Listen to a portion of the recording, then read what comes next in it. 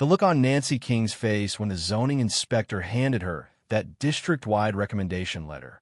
Oh, you just had to see it. You ever witness somebody go from smug ruler of their tiny empire to full-on panic in under a minute? That was our HOA president, right there in the city council chamber, watching her house of cards fall apart because her crusade against my root barrier had just backfired spectacularly. I'm telling you, it was so satisfying, I almost felt bad for her almost. But let me back up a second. My name's Edward Thompson, civil engineer, soil stabilization specialist, 23 years of drainage, erosion, foundation stuff, you name it.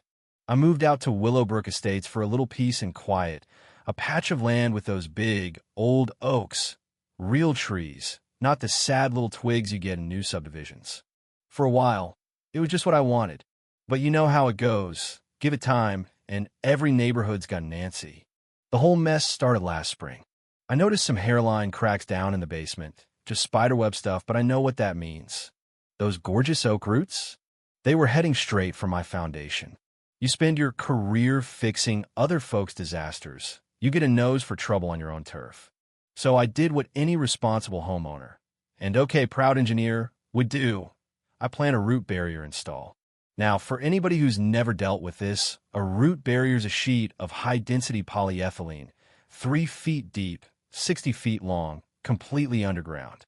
All it does is redirect roots downward so they don't go wrecking your house. It's invisible, code-approved, textbook best practice anywhere trees and houses get too close for comfort. I got my permits, hired pros, did everything by the book.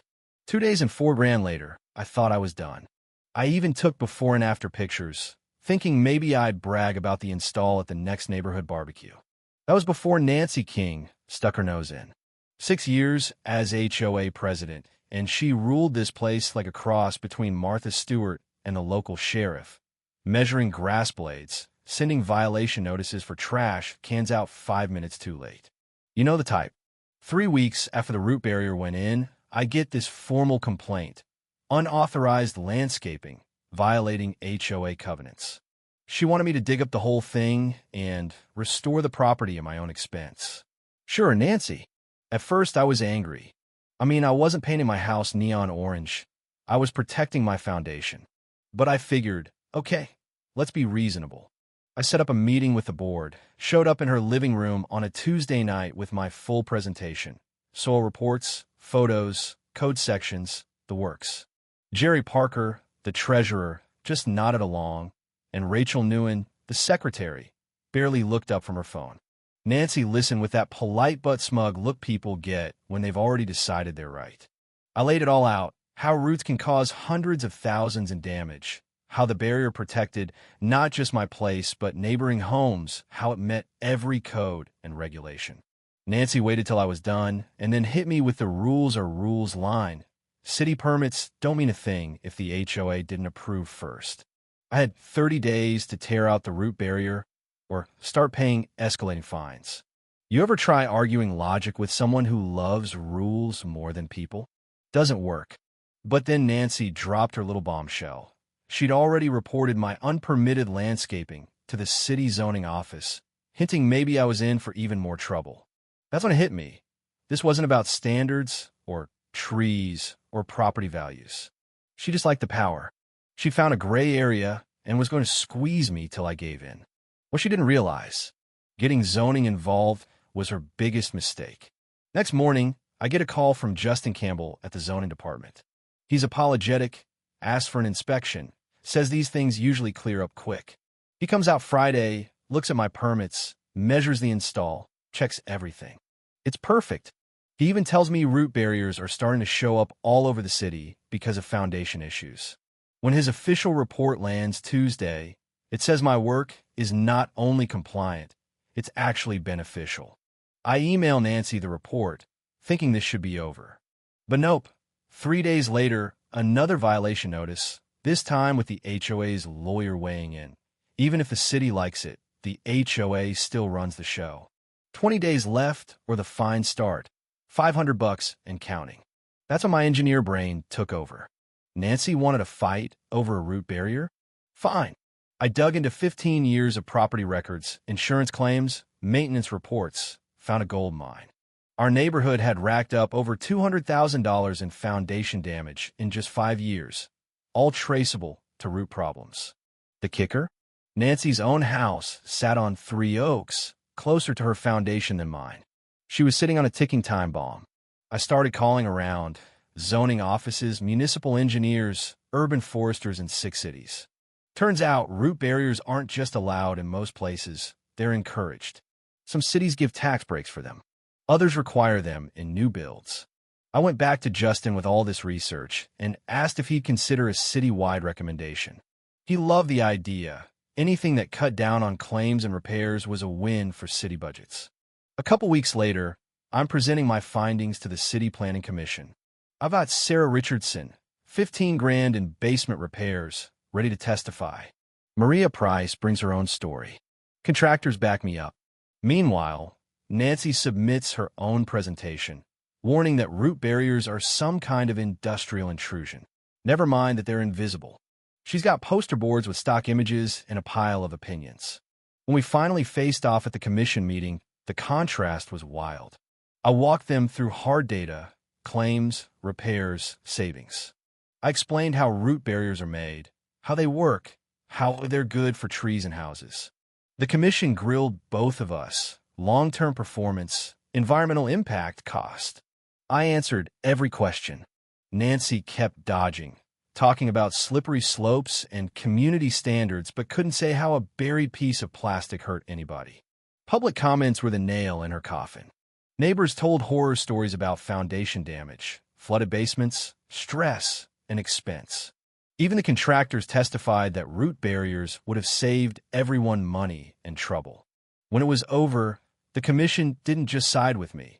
They voted unanimously to recommend root barriers district-wide and told city staff to make a formal policy. Nancy's jaw hit the floor. Her complaint had triggered the very policy she was trying to stop. Suddenly, I wasn't just permitted to keep my root barrier. The city wanted everyone to have one. The letter they handed her was more than approval. It was a big, official, "you were wrong." What happened next? Well, the local paper picked up the story. Contractors started getting swamped with calls. Homeowners wanted root barriers fast. Jerry, the treasurer, publicly supported the city, and Rachel resigned from the board, calling out Nancy's authoritarian approach. With no quorum left, Nancy couldn't enforce fines, couldn't make policy, couldn't do anything but send increasingly frantic emails warning about the dangers of government overreach. Nobody was buying it.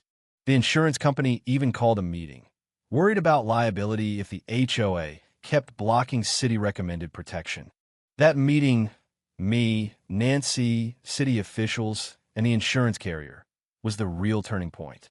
The insurance rep laid it out: premium discount for neighborhoods with root barriers, potential lawsuits if the HOA stopped people from protecting their homes, and a clear message that city policy outranked HOA nitpicking. Afterward, Nancy pulled me aside, admitted she'd been wrong, apologized for the grief she'd caused, and even opened up about her own worries. Turns out, her foundation was in trouble too, and part of her crusade was embarrassment that she hadn't handled it. We agreed the best move was to work together, not fight. At the next community meeting, Nancy did a full 180, announced a committee for group installations, organized Q&As with contractors, negotiated bulk discounts. Suddenly, root barriers were a neighborhood cause. In 6 months, over 40 properties in Willowbrook Estates had them. Insurance rates dropped, property values rose, foundation claims disappeared. The city even used our saga as a case study for policy. I ended up on their urban forestry committee and consulting for other neighborhoods. And Nancy? The one who tried to make me an example became the poster child for how an HOA president can change. Speaking at conferences about community-led infrastructure, rebuilding trust, turning her own embarrassment into leadership. Her story's living proof that people can change, and sometimes your worst opponent can become your strongest ally, if you're willing to have the hard conversation. Looking back, I never would have guessed a root barrier would spark such a mess, or that fighting for it would end up making my entire neighborhood safer, stronger, and a whole lot friendlier. It just goes to show, sometimes you've got to stand your ground, do your homework, and call out the nonsense. Because protecting your home isn't just about you. It's about setting an example for your neighbors, your community, and maybe even your city. So tell me, would you have backed down or fought for what you knew was right? Where do you draw the line between rules and real solutions? Drop your story or your take in the comments. I want to know how you'd handle a Nancy in your neighborhood. And if you've ever tangled with an HOA or turned a problem into progress, don't be shy. Let's hear your war stories and keep this debate rolling.